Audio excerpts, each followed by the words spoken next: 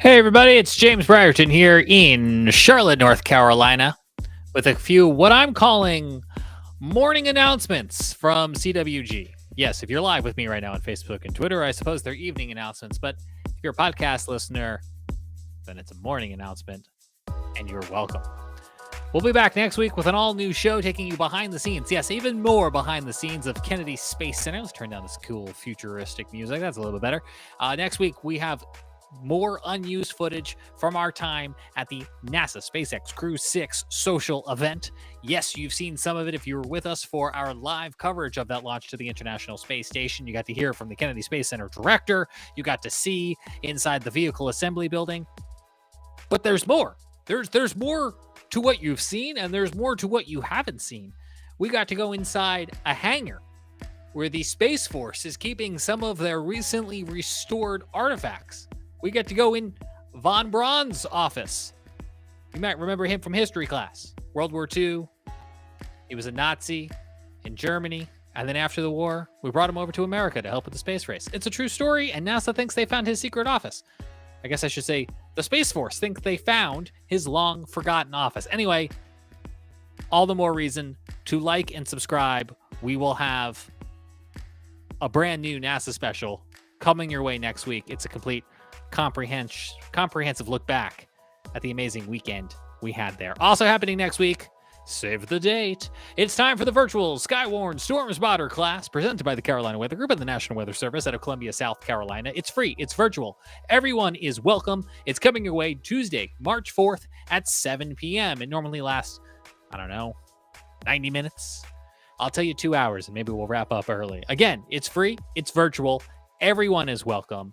SKYWARN Storm Spotters are a nationwide program. They are a nationwide network of volunteers that help the National Weather Service during their severe weather life-saving operations. It is SKYWARN spotters who are looking out their windows in their own communities, spotting severe weather. And whether you're picking up the phone or you're tweeting, you're sending that information back to the National Weather Service, and it helps them to determine where they need tornado warnings or flash flood warnings. And then in the aftermath, they look to those network of on-the-ground people, the experts who are there to let them know what is happening. You can join that fleet or get a refresher by joining us 7 p.m. Tuesday, March 14th. Registration is required, and that link is forthcoming. So head on over to the Carolina Weather Group Facebook page, and you will find an event that you can RSVP to. And as soon as we get that link, we will put it there. We just launched the event just a few minutes ago, and already a couple of you have already found it.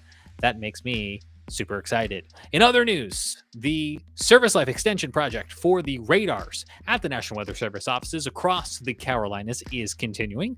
Next up and currently underway is the Charleston radar, which will be offline until approximately March the 23rd. Just like Wilmington, just like Columbia, just like Greer, they are getting a new pedestal. They're taking that radome off. They're using the crane. They're lifting it all around. It's really great. We've shown you some of the footage here. Anyway, now it is Charleston's time. So during that radar outage, you can use Columbia, Jacksonville, Florida, Wilmington, North Carolina, Robins Air Force Base out of Georgia, or Moody Air Force Base out of Georgia for some alternative radar coverage. Luckily, no severe weather in the short term is forecast, so that's good news. We also do have a newly secured interview with the home office of NOAA that is doing the Service Life Extension Project. That will be coming your way in the coming weeks.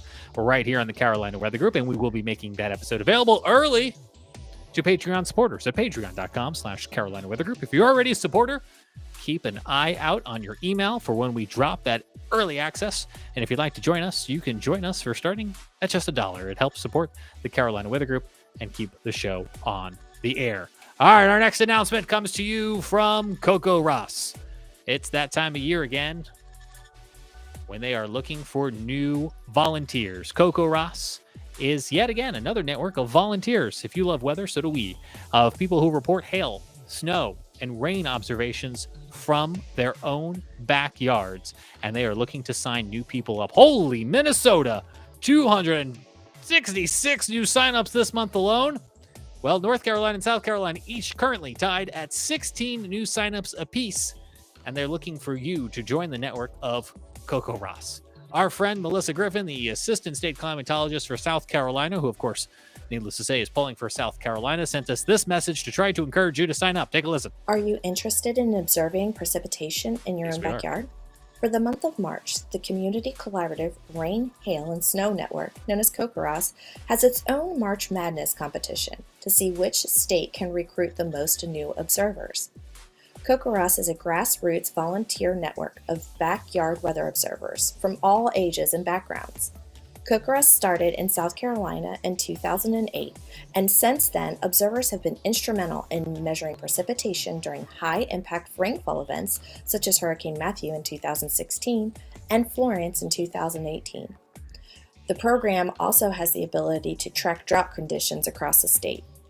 Despite the hundreds of active volunteers, there are areas with no observers, and every county needs additional observers. For more information on becoming a CoCoRaHS observer, visit our website, www.cocorahs.org. All right, so that is linked in the description of wherever you are watching or listening to these morning announcements of the Carolina Weather Group, because we realize that is alphabet soup. CoCoRaHS. It's linked. Check it out. They could use your help.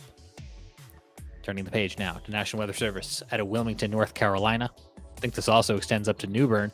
You may have noticed on this Wednesday night, we've got a frost advisory out. What? That's right. Winter is not over. Even though it's meteorological spring, we've got at least one more cold snap coming, despite those record warm temperatures in February and the very mild weather we've been having. You've probably noticed the trees are blooming, and the plants and the flowers. Well, they're in for a rough couple days here because we've got another cold snap coming your way. And the National Weather Service in Wilmington actually sent us an email letting us know that they are activating their growing season procedures a little bit early. What does that mean? Well, it means you're going to start to see frost advisories and freeze warnings and things like that from them again. They don't do those all winter long. Every time it freezes, that would just kind of get monotonous. But they do it when the plants are active. And yes, they are active. So we do have some frost advisories that are up along the coast, regardless of whether you're at the coast or elsewhere across the Carolinas. You're going to need to protect any vegetation that you have planted that might be fragile or exposed. If you've started that garden, think about how you're going to try to keep it warm over the course of the next few days as temperatures drop down in the evening hours. If you haven't planted yet, hold off for like a week. You'll thank yourself later. And last but not least, in both North and South Carolina, it is Severe Weather Preparedness Week. Now is the time to prepare for the upcoming severe weather season, which is coming, whether we like it or not. So on this Wednesday, both North Carolina and South Carolina conducted statewide tornado drills, asking the question, do you know where to go if a tornado were to happen right about now? Whether you're at work, school, traveling, a tornado can happen any time of the day. So what we need you to do over the course of the next few days is pause and ask yourself, if severe weather were to happen right now, where is my safe place? The answer is inside a sturdy structure. The most interior room on the lowest level with as many walls between you and the outside world as possible. That is what we want in an idealistic, perfect world. But no two buildings are the same, and you'll need to use your best judgment to figure out what is the most interior room on the most lowest level with the most number of walls and windows between me and the outside world as possible, or at least how many of those boxes can I possibly check? So please, take time over the next couple days to identify those places now so that when severe weather does happen, you know where to go. And that are your morning announcements from the Carolina Weather Group. Hope to see you back here Tuesday night for that SKYWARN spotter class at 7 p.m. And then back on Wednesday night when I have so much footage to share with you from our time at NASA Kennedy. It's going to be great. And if you're a new subscriber to the Carolina Weather Group, maybe you found us during all of our launch coverage of Crew 6 to the International Space Station. We're very excited that you are here. For now, I'm James Brierton. Looking forward to talking to you again real soon. Bye.